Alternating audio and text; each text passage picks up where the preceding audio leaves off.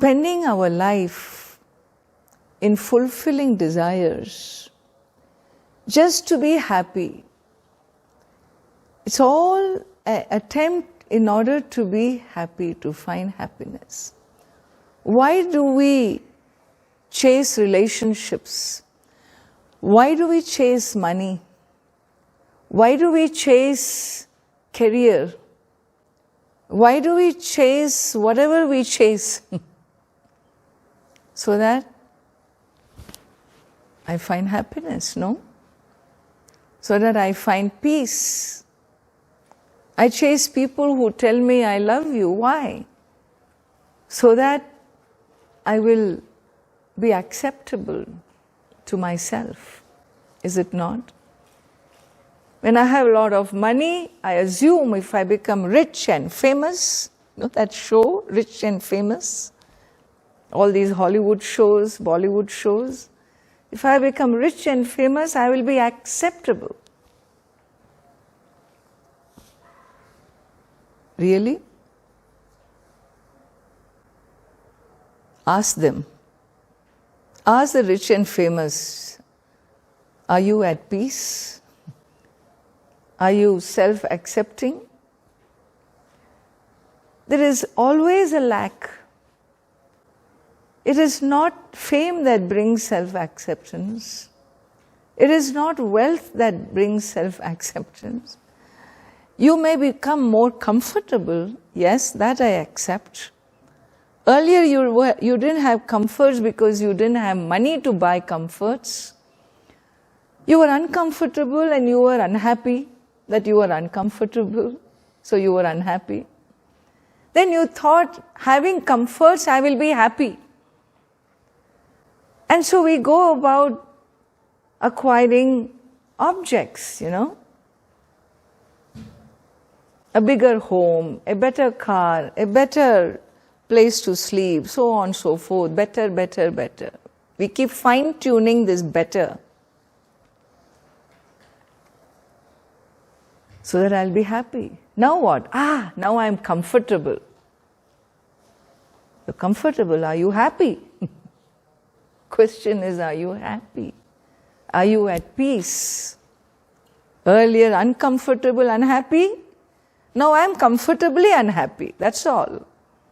Your only growth is comfortably unhappy. The unhappiness seems to be the dissatisfaction, the non-self-acceptability that is so much in the core of a human heart.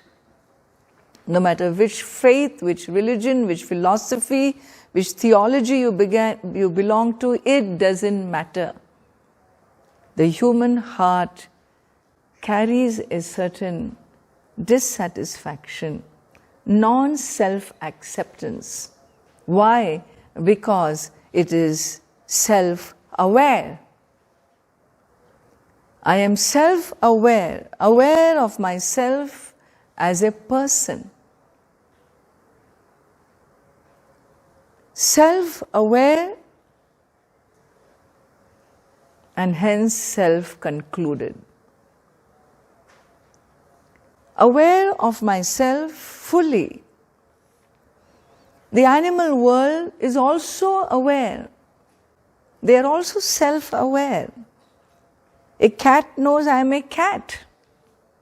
When it sees another cat, it's going to say, hi, howdy, how are you? If it sees a bear, it's going to run away because that's not my race. It recognizes. Is it not? But their self-awareness is limited. They are programmed. It's limited just enough for them to eat, sleep, live there, propagate their species, and live that much life. As much as an animal life requires an awareness to eat, sleep, propagate its species, to that extent they are aware of themselves. For us, mere self-awareness for food, shelter, and propagation is not what a human life is about. We are the only beings on earth which are unique, different from all races. All the races, all the reptiles and amphibians and so on, they all are programmed to be a certain way. In the intelligence of the universe, their rhythm of life is very predictable. You can study them, you can research, you can find out which are nocturnal animals, and all of that you can, we find out so much about the natural world. We learn about them, we can predict their behavior. Can you say the same thing about human beings? There are some who sleep there is no nocturnal. There are night birds and there are day birds, right? There are early birds, whatever, all these expressions we have. When you should sleep at night, you are wide awake. When you should be wide awake, you sleep. We do what we do. When we should eat, we don't eat. When we should not be eating, when we should be listening, we start eating. All confusion. One job at a time, no. We want to multitask all the time. Look at what society has made out of us. Multitask means a choppy brain, The thought system has been chopped up. One in this corner, one there. You have to do so many things at the same time. And that's looked upon as ideal living, efficiency. Efficiency for what? For what? Who said that's called efficiency? Our elders didn't live like that. They were inefficient. They were at peace.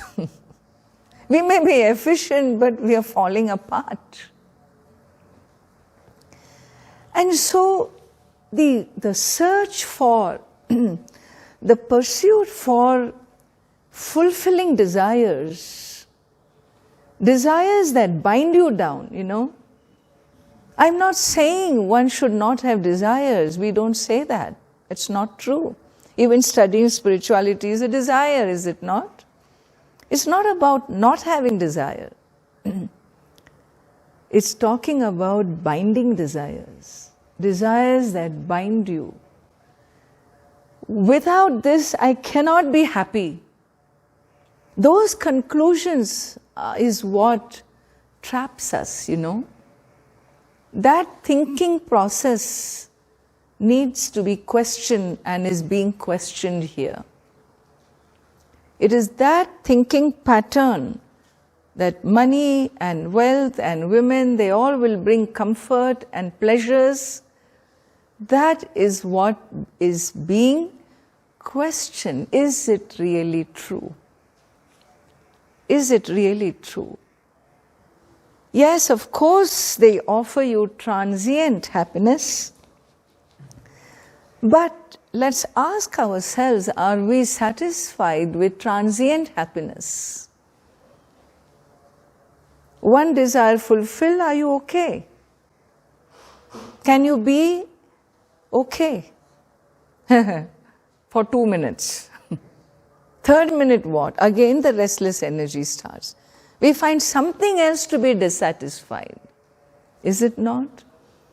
Isn't that our trend? There's always something which is not okay. In the relative world, there will always be something which is not okay and something which will be okay. That's okay. That's how it is.